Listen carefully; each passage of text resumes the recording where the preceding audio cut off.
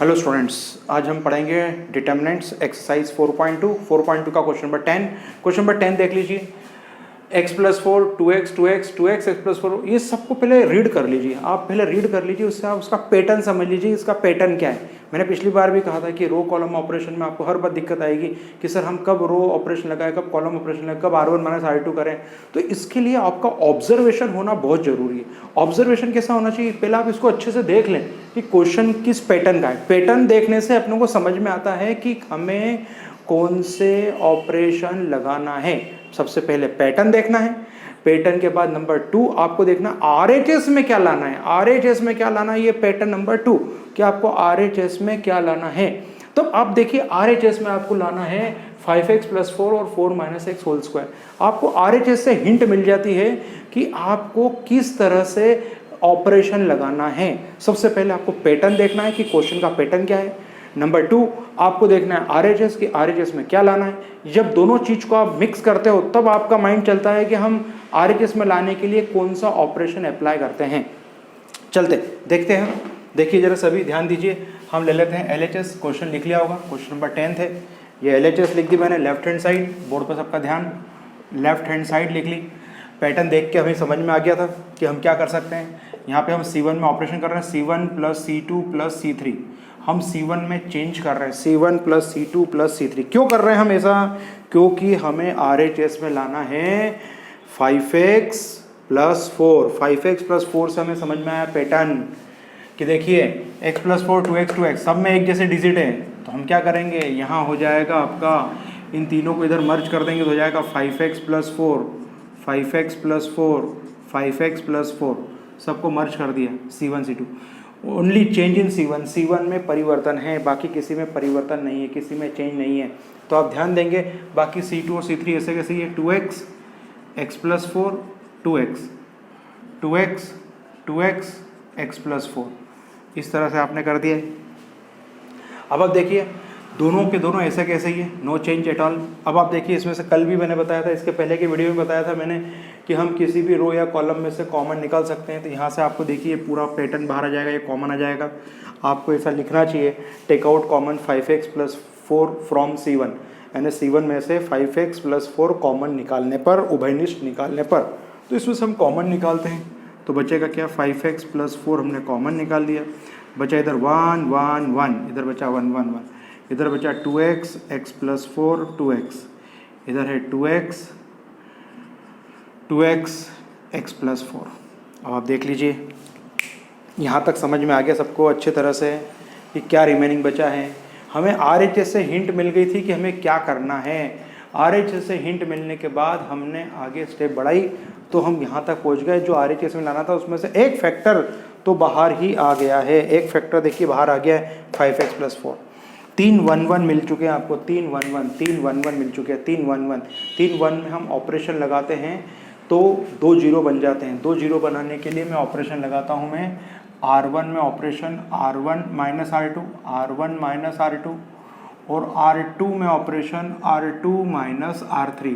कोई भी ऑपरेशन लगा सकते हैं। सर आप R1 R2 में लगा रहे हैं, हम R2 और हम इन दोनों को 0 बना, आप चाहें तो इन दोनों को भी 0 बना सकते हैं। हमें कुल मिलाकर 3 1 में से 2 0 बनाना है। कैसे भी बना सकते हैं, आखिरी के 2 0 बनाओ या ऊपर के 2 0 बनाए, फर्स्ट एंड लास्ट 0 बनाए, जो आपको कन्वीनियंट लगे वैसा आपको काम करना है। तो आप देखिए यहाँ पे हम चलते हैं आगे, ध्यान देंगे सभी कि 5x प्लस 4 होने के बाद में हम क्या करते हैं। यहाँ पे ऑपरेशन लगाने के बाद देखिए 5x प्लस 4 बाहर ही है। R1 में ऑपरेशन R1 माइनस R2, तो ये हो गया 0, बताने की जरूरत नहीं, 1 में से बन गया 0। 2x माइनस x माइनस 4, तो बचेगा x minus 4, 2x minus 2x 0। ओहो 0 हो गया, ये तो मज़ा आ गया। 2 0 पहली बार में ही हो गए, आपका काम आसान हो गया। 1 में से 1 गया 0 0। 4 plus x plus 4 minus 2x तो हो जाएगा 4 माइनस x, ओके। और इसमें से ये जाएगा, बताइए 2x माइनस x माइनस 4 तो बचेगा x माइनस 4। और बाकी सब ऐसे कैसे 1 2x और 2x प्लस 4। समझ में आ गया होगा सबको। आगे चलते हैं, 5x प्लस 4 ऐसा कैसे ही है 0। अब आपको प्रूफ क्या करना है, देखिए ध्यान दीजिए, आपको प्रूफ करना है एक 4 माइनस एक्स का होल स्क्वायर। तो आप देखिए यहाँ पे क्या लिख सकते हैं, माइनस साइन कॉमन, इसे 4 माइनस एक्स लिखा जा सकता है।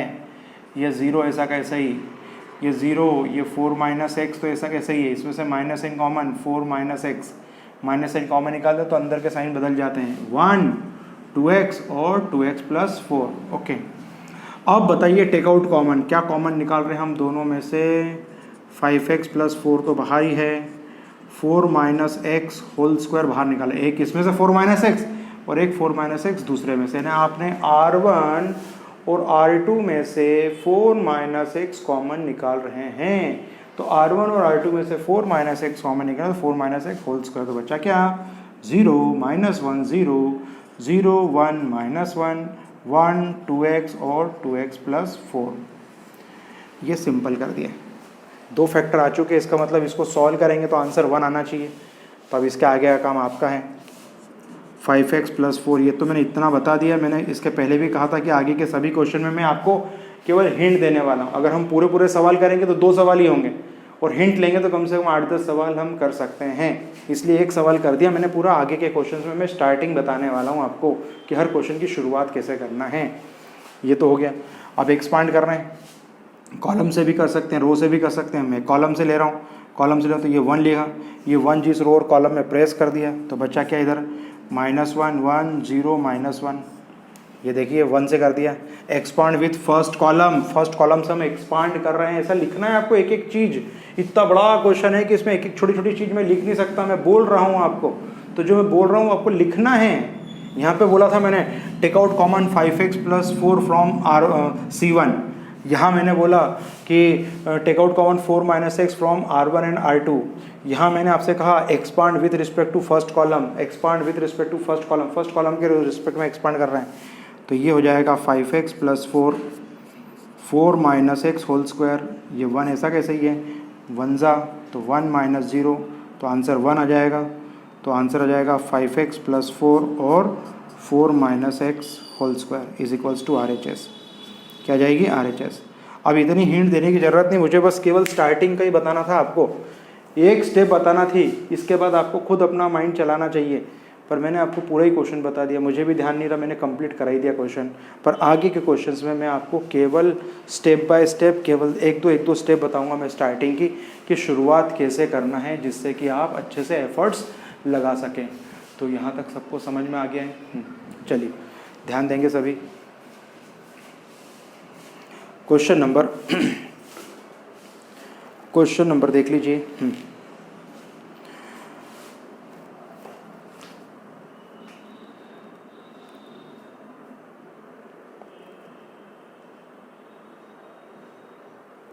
क्वेश्चन नंबर 11 का सेकंड क्वेश्चन देखिए। 11 का सेकंड क्वेश्चन हटा दो इसको, ये 11 का सेकंड क्वेश्चन देख लीजिए। इसकी हिंट दे रहा हूँ मैं आपको। मैंने कहा था कि 50% क्वेश्चन मैं कराऊंगा, बाकी 50% से ज़्यादा ही करा रहा हूँ मैं आपको। बाकी आपको एफर्ट्स लगाना है। आपको एफर्ट्स कब लगाना है, जो मैंने क्वेश्चन करा है उसकी प्रैक्टिस करना है बार बार। वो आ जाए तो बचे हुए क्वेश्चन की प्रैक्टिस करना है, नहीं तो आपको बचे हुए क्वेश्चन भी नहीं आएंगे, जो मैंने करा है वो भी नहीं आएंगे, तो फिर मतलब नहीं रहेगा। चलिए ध्यान देंगे सभी। ये है क्वेश्चन नंबर 11 है। 11 की LHS लिख रहा हूँ मैं। Question number 11, left hand side लिख देता हूँ मैं। लेफ्ट हैंड साइड में सेकेंड पार्ट है x plus y plus 2z, x y, okay. फिर क्या है z, फिर क्या आ जाएगा इधर, z आ गया, इसके नीचे आ जाएगा y plus z plus 2x, और y के नीचे y, इधर आ जाएगा z plus x plus 2y। चलिए अब आपको सब चीज़ें सामने दिख रही है कि क्या करना है। देख के समझ में आ रहा है कि अगर इन सबको ऐसे जोड़ेंगे तो फ़ायदा है। क्या फ़ायदा है, C1 में ऑपरेशन लगाया C1 प्लस C2, तो C1 में ऑपरेशन लगाया C1 plus C2 plus C3, तो देखिए यहाँ पे क्या हो जाएगा, C1 में चेंज है, 2 times of x plus y plus z, 2 times of x plus y plus z, 2 times of x plus y plus z, क्योंकि सब जुड़ जाएंगे, सब 2x हो जाएगा टाइम्स। ओनली C1 में चेंज है, ये ऐसा कैसे x y plus z plus 2x x, y z plus x plus 2y, ये ऐसा कैसे चलेगा। टेक आउट कॉमन कर लेंगे, ऐसा लिखना है आपको, टेक आउट कॉमन करके आपको लिखना है 2 common x plus y plus z. मैंने कहा आर एच से हिंट मिलती 1 1 1 x y plus Z x y y z plus x plus 2y। इतनी हिंट बहुत है, इतनी हिंट में तो पूरा सवाल हो जाएगा आपका। क्यों? क्योंकि 3 1 1 आ चुके हैं, और 3 1 1 से 2 0 कैसे बनाना, इसके पहले सब क्वेश्चन में बता चुका हूँ मैं। जब 3 1 1 आते हैं तो 2 0 किस तरह से बनते हैं। तो 3 1 1 है, तो अब इसका आगे आप सवाल करेंगे। शुरुआत बता दी मैंने, ये क्वेश्चन किस तरह से हैंडल करना है। क्वेश्चन नंबर 12 देख लेते हैं। क्वेश्चन नंबर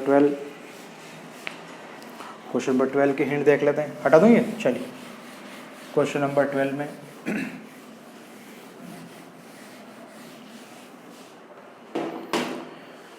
क्वेश्चन नंबर 12 है, लेफ्ट हैंड साइड ले लेते हैं इसकी। लेफ्ट हैंड साइड क्या है, 1x x square 1 x square 1। बहुत बढ़िया सवाल है ये। सब में समानता देख लीजिए, सब में इक्वलिटी है, सब में सिमेट्री है। तो C1 में ऑपरेशन लगाएं, C1 plus C2 plus C3। आप C1 में भी लगा सकते हो और R1 में भी लगा सकते हो। अगर R1 में भी लगाओगे ऐसे तो भी सही होगा, ऐसे लगाओगे तो भी सही होगा, क्योंकि यहाँ पे दोनों से सिमेट्री बन रही है। तो कोई फिक्स नहीं है कि आपको यही लगाना है रूल। तो देखिए, तो C1 में ऑपरेशन लग जाएगा 1 plus x square 1 plus x plus x square 1 plus x square. बाकी सब ऐसे कैसे, x1 x square x1। Common निकाल लेते हैं इसमें से। तो 1 प्लस एक्स स्क्वायर कॉमन निकाल दिया हमने। 1 1 1 x1 एक्स स्क्वायर x1। फिर से देख लीजिए, 1 1 1 आ गया है, फिर से 1 1 आ गया है। अब आप समझ ही गए हैं, 1 1 आने से हम 2 0 बना सकते हैं। अगर 1 1 1 आ जाता है तो हम 2 0 बनाते हैं। तो अब इससे 2 0 बनाना है आपको, देन वी गेट आंसर। 2 0 बना लेंगे ना आप। चलिए क्वेश्चन नंबर 13 देख लीजिए। 13, इतनी हिंट बहुत है। 3 1 1 है तो 2 0 बना लेंगे और सॉल्व करेंगे, then we get answer. Answer आ जाएगा। क्वेश्चन नंबर 13, पूरे सवाल करेंगे तो एक वीडियो में 2 ही क्वेश्चन होंगे। बाकी मैंने आपको सॉल्व करना पर 1 1 तक ला के रख दिया मैंने आपको, कि 1 1 के बाद तो आप एफर्ट्स लगा सकते हैं। चलिए क्वेश्चन नंबर देखिए, आगे क्या करना है अपने को।